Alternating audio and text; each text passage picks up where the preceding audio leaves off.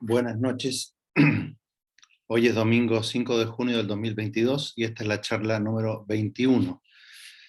Continuamos viendo temas relacionados con la división territorial, pero aquí aparecen también cuestiones tributarias conectadas con esta organización territorial, cuestiones de derecho administrativo o de la administración del Estado, e incluso al final de los números que veremos hoy, el Cuerpo de Bomberos de Chile.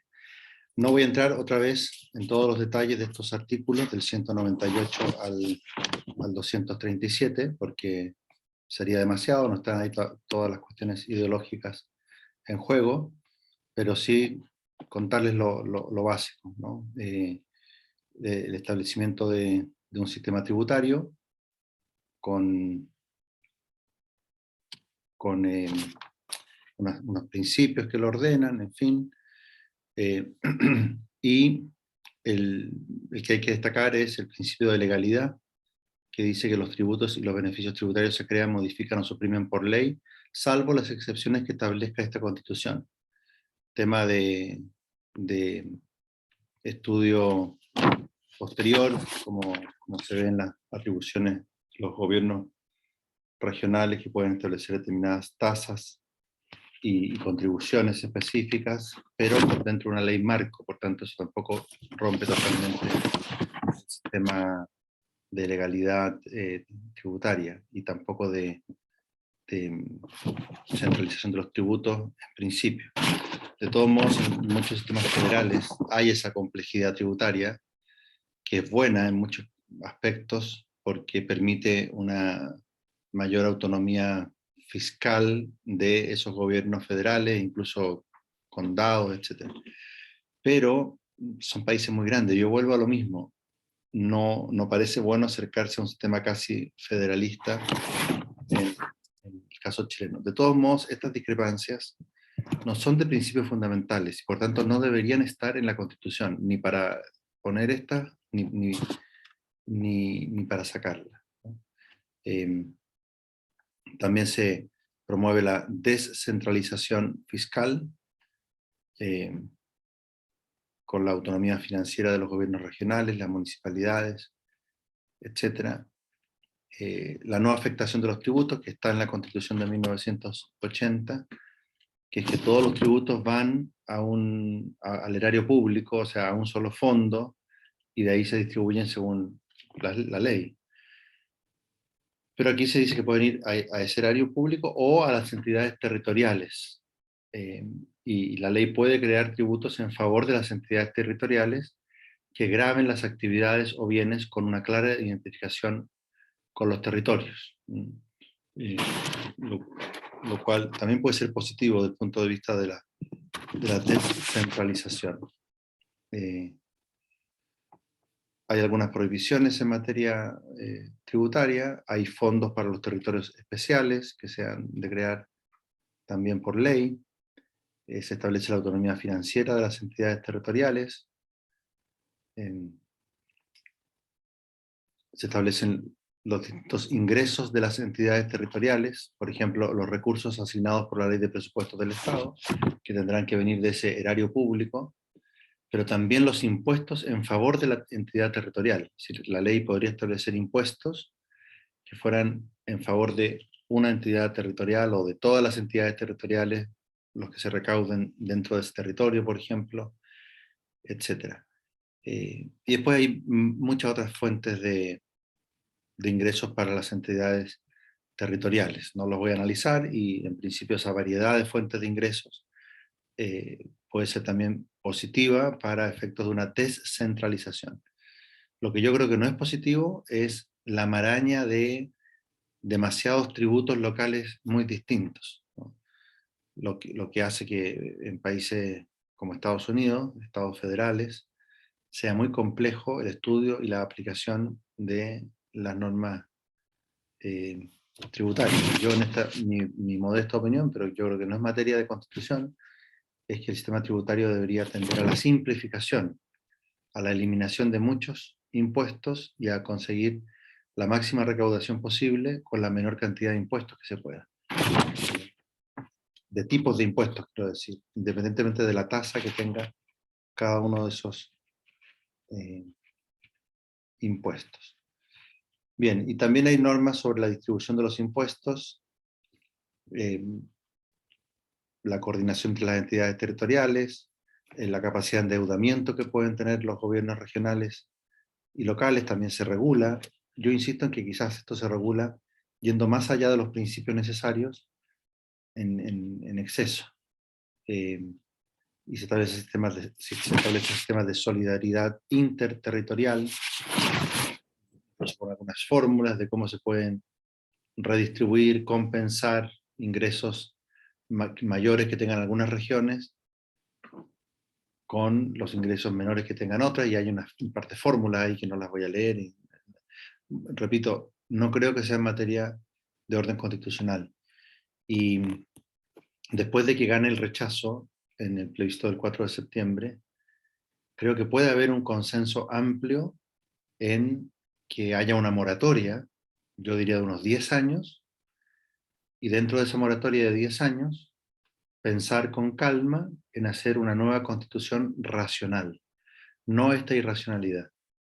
Y aprovecho de comentar estas discusiones, ¿no?, sobre los planes, plan B. Los partidos de Chile Vamos ya acordaron que van a votar rechazo, pero rechazar para reformar. Y, y todo eso es, fíjense bien, es inútil. ¿Por qué? Porque la gran discrepancia que hay actualmente no es acerca del contenido de la Constitución, fundamentalmente.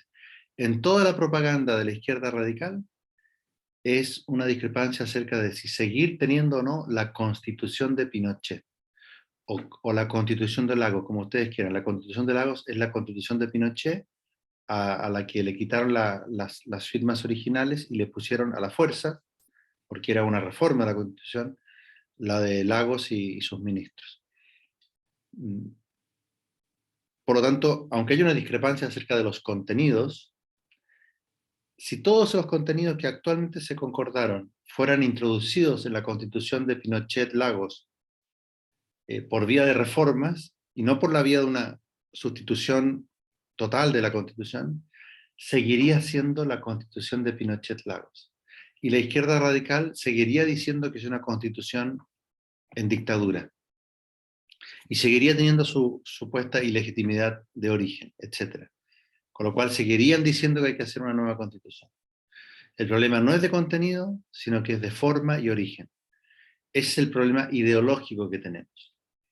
Y por eso me atrevo a decir que ese problema se zanja de dos maneras. O un país que logra derrotar al comunismo y a las izquierdas radicales de una vez por todas, y por tanto dice, esta es la constitución que tenemos y es tan legítima como la del 33 o la del 25, y por tanto ya vamos a resistir esta andanada de exigencias de sustitución constitucional completa.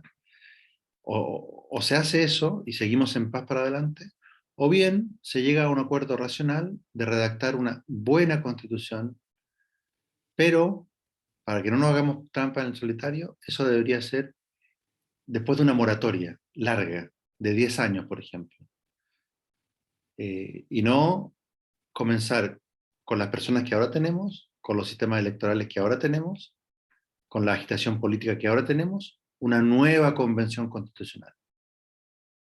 En el Mercurio de hoy, como les digo, domingo 5 de junio del 2022, hay a 2 páginas completas entrevistas a distintos personajes públicos de distintas orientaciones que podrían estar por un rechazo para después proponer otro plan. Y cuando se les pregunta por qué debería estar en esa otra constitución que se hiciera después, aparecen tantas divergencias quizás como las que hay ahora en la Convención Constitucional, ¿no? Algunos que querrían meter las políticas de género, otros no querríamos. Algunos que querrían introducir derechos sociales. Otros, yo por lo menos estaría de acuerdo, dependiendo de cómo se entiendan. Si se entienden como lo entiende la socialdemocracia, son formas de estatismo simplemente. Si se entienden como lo entiende la doctrina social de la Iglesia, son formas de subsidiariedad, algo totalmente distinto. Por lo tanto, si se hiciera un plan B y comenzáramos inmediatamente otro proceso constitucional, volveríamos a tener un resultado como el que estamos destruyendo día a día con nuestros análisis en este programa. Por lo tanto, la verdadera propuesta constitucional es decir, si el pueblo de Chile quiere una nueva constitución, volverá a pronunciarse acerca de ello dentro de 10 años. Eso estaría bueno. Y el pueblo de Chile en este momento probablemente, mayoritariamente diría, sí, respiremos un poco, arreglemos los problemas que tenemos y después vamos a eso. Bien, cierro el paréntesis. Todos estos artículos después van como estableciendo la sostenibilidad ambiental, es decir, la orientación de cuidado del medio ambiente, con la que estoy de acuerdo, y no es lo mismo eso que el ecologismo profundo, que le da derechos a la naturaleza, etc. La responsabilidad fiscal, la eficiencia económica, la transparencia tributaria, mecanismos de participación en las entidades territoriales, y después una serie de artículos sobre lo que normalmente se llama el derecho administrativo. Se regula cómo se ejerce la función pública con principios de lealtad, honestidad, objetividad, imparcialidad, etcétera, etcétera. Los servicios públicos. Aquí hay un punto que sí querría comentar del número 219 porque hay una pequeña incongruencia con respecto al 220, pero da la impresión de liquidarse la subsidiariedad. Y la subsidiariedad es uno de los primeros principios de la recta doctrina social. Dice el 219, de los servicios públicos, es deber del Estado proveer de servicios públicos universales y de calidad a todas las personas que habiten en su territorio, los cuales contarán con un financiamiento suficiente. El Estado planificará y coordinará de manera intersectorial la provisión, prestación y cobertura de estos servicios, bajo los principios de generalidad, uniformidad, regularidad y pertinencia territorial. En definitiva, es entregar al Estado la provisión de todos los servicios públicos. El número 220 habla de la administración pública y en su misión de satisfacer las necesidades de las personas y las comunidades, dice, la administración pública ejecutará políticas públicas, planes y programas y proveerá o garantizará, en su caso, la prestación de servicios públicos en forma continua y permanente. Y aquí hay una diferencia, porque el primer artículo que les he leído, el número 219, parece de un estatismo brutal, parece asignar al Estado la función de proveer todos los servicios públicos. Por ejemplo, el agua potable, o la telefonía, o la electricidad, que tradicionalmente se han considerado servicios públicos, y que, por supuesto, podríamos entrar en definiciones y considerar que todas estas provisiones de necesidades claramente públicas que se hacen por empresas privadas, entonces son actividades privadas reguladas, y con esa definición las dejamos fuera de la definición de servicios públicos.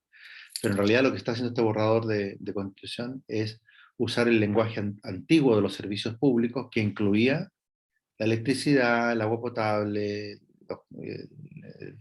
la telefonía, el gas, un montón de otras cosas, que en buena parte eran como monopolios naturales, y por tanto se decía, aquí no funciona la competencia entre distintas empresas, por tanto lo dejamos fuera del mercado y lo provee el Estado.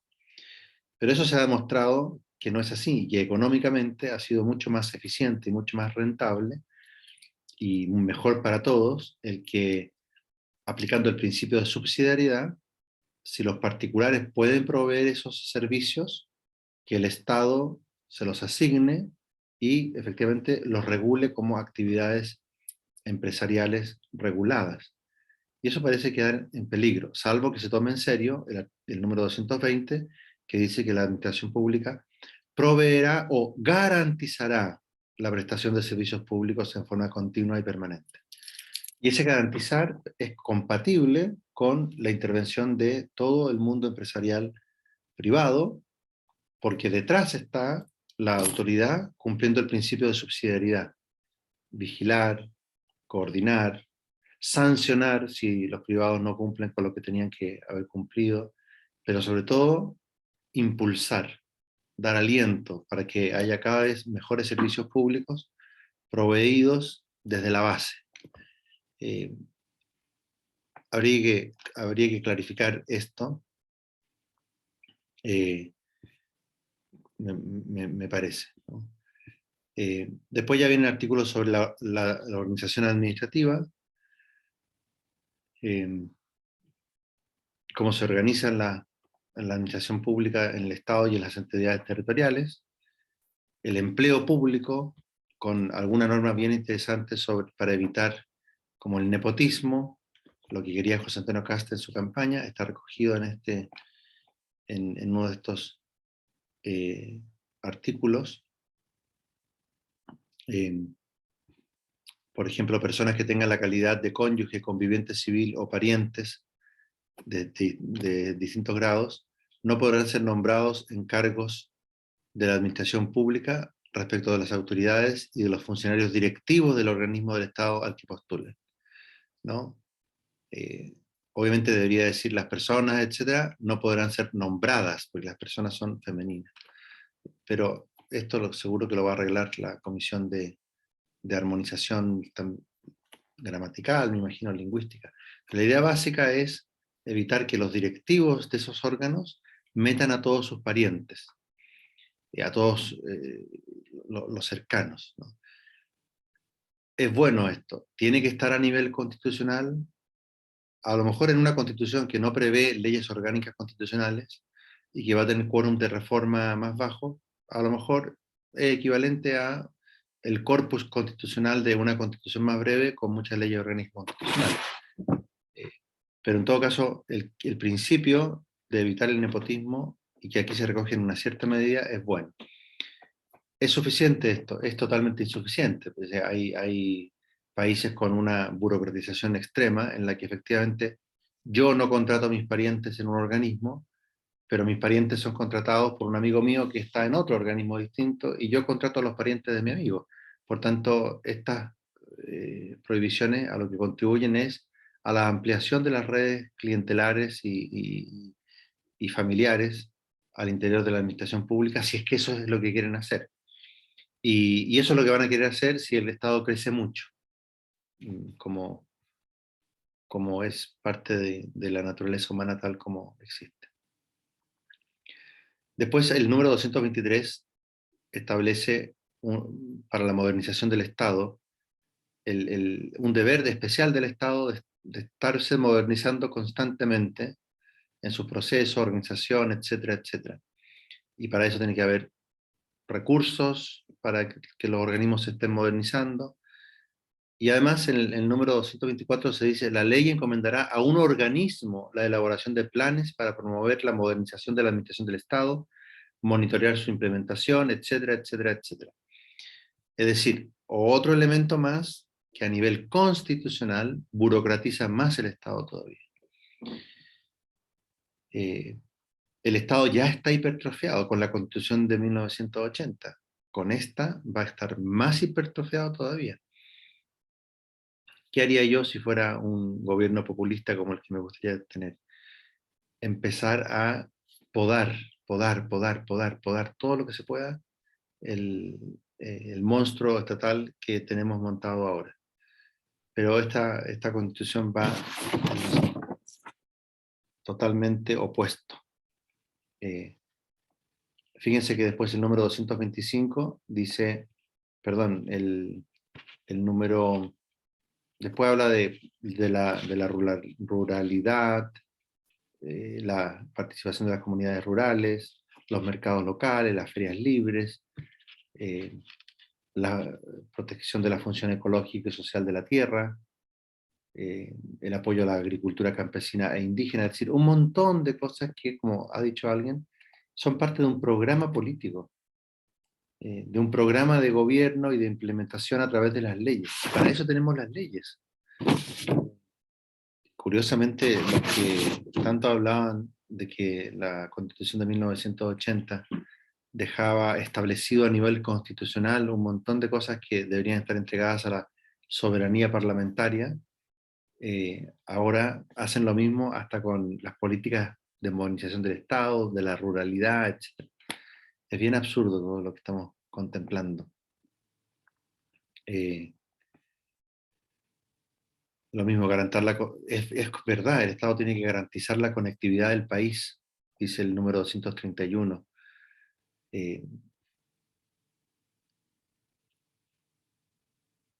Bien. Después enumera las atribuciones de la Asamblea Regional en el 234. Establece cómo debe ser el... A propósito del organismo modernizador del Estado, me acordé de una cosa, en los años 80, me parece, se creó en Brasil un ministerio para la desburocratización del Estado. O sea, había llegado a ser tal la burocracia estatal en Brasil que no se le ocurrió nada mejor que crear otro ministerio para desburocratizar. Y busquen ustedes en Google, yo creo que esto sigue existiendo, porque lo único que consiguió fue burocratizar más el Estado. Entonces, si se quiere modernizar el Estado, agrandándolo todavía más, creo yo que el remedio es peor que la enfermedad. Después viene el ordenamiento territorial, no me detengo en esos detalles. Otro número que parece también una cuestión que debería hacerse a nivel legal y no constitucional, es el 236. Dice, de las instituciones estatales de educación superior. En cada región existirá al menos, fíjense, al menos, una universidad estatal y una institución de formación técnico-profesional de nivel superior estatal. Estas se relacionarán de manera coordinada y preferente con las entidades territoriales y servicios públicos con presencia regional, de acuerdo a las necesidades locales. Bien, en general tendríamos que ver cuántas más instituciones de este tipo habría que crear. No tengo claridad, porque ya hay evidentemente universidades estatales en muchas regiones, no digo que en todas, pero sí en muchas y en las más importantes, desde luego. Pero nuevamente, creo yo que esto no es una cuestión de nivel constitucional, como casi de principio, sino que si el pueblo estima que eso es necesario y los partidos políticos que lo propongan como parte de su plan de gobierno consiguen ese apoyo popular, bueno, que hagan las leyes, ¿no? Como se ha hecho para crear una universidad en Magallanes, por ejemplo, la Universidad de Magallanes o de O'Higgins. Bien, ganaron las elecciones, tenían los votos para hacerlo, lo hicieron. Eso no es algo que la Constitución impida, pero tampoco debería ser algo que la Constitución imponga. Y termina el episodio de hoy con el número 237, que establece, regula los cuerpos de bomberos de Chile. Dicen, son una institución perteneciente al sistema de protección civil, cuyo objeto es atender las emergencias causadas por la naturaleza o el ser humano, sin perjuicio de la competencia específica que tengan otros organismos públicos y o privados. Aquí hay algo raro, parece que este es un organismo público, dice, otros organismos públicos o privados. Pero la peculiaridad del Cuerpo de Bomberos de Chile es que es una institución que nace desde la base, ¿no? Autogenerada, autogestionada, es lo más cercano que existe al ideal de una ciudadanía participativa, no porque se les imponga desde arriba, sino porque ellos quisieron, así surgieron y así se han mantenido. Y está bien que el Estado los apoye, pero que los convierta en un organismo de rango constitucional, a mí me parece que eso ya es delirante simplemente. En otro artículo, en algún otro lugar, debería de establecerse que esto que se dice aquí, ¿no? Que será deber del Estado dar cobertura financiera para cubrir la totalidad de sus gastos operacionales, capacitación y equipos, como también otorgar cobertura médica a su personal por accidentes o enfermedades contraídas por actos de servicio. La ley regulará el régimen de financiamiento y prestaciones sociales en época de vejez e invalidez. Los cuerpos de bomberos de Chile se sujetarán en todas sus actuaciones a los principios de probidad, transparencia y rendición de cuentas. Y todo esto está está bien, pero ponerlo como un órgano de rango constitucional me parece a mí que es una exageración. Y ya espero que los bomberos mismos digan en qué medida esto les quita esa autonomía, esa espontaneidad, y puede ser el primer paso para la estatización del cuerpo de bomberos. Sería un desastre si es algo que funciona bien. Le falta plata. A veces nos da pena ver a los bomberos mendigando en las esquinas con un tarrito y vestido de bombero a todo sol. Y ahí, bueno, todos, me imagino, damos a los bomberos, por lo menos en esa circunstancia que estamos de frente con ellos. Eh, y que haya subsidios del Estado, etcétera. Todo muy bien. Y ojalá que sea todo suficiente, como se dice aquí, que no tengan que mendigar nunca más. Pero el carácter de algo que surge de la base, que por lo tanto se apoya fuertemente en sus voluntarios y en las contribuciones de sus propios voluntarios, etcétera, eso no se puede perder. Es decir, es una originalidad de Chile que creo que es un motivo de orgullo de nuestro pueblo y no se puede perder, repito, no se puede perder. Eh, Hago un llamado a todos los bomberos de Chile a votar rechazo. Y con esto creo que es más que suficiente, porque este borrador de constitución, vamos a ver qué nos dice el texto definitivo, es el equivalente a incendiar la República de Chile. Bomberos de Chile, voluntarios de bomberos, a votar rechazo, a apagar este incendio. Esto va más allá de izquierdas y derechas. Lo que está en juego es la integridad de la patria. Los animo y nos vemos mañana. Ah, pero antes acuérdense, suscribirse en Patreon, en PayPal, contribuir a que esto tenga mejor calidad en el futuro. No sea simplemente yo hablando delante de un computador. También me pueden seguir en TikTok. Adiós.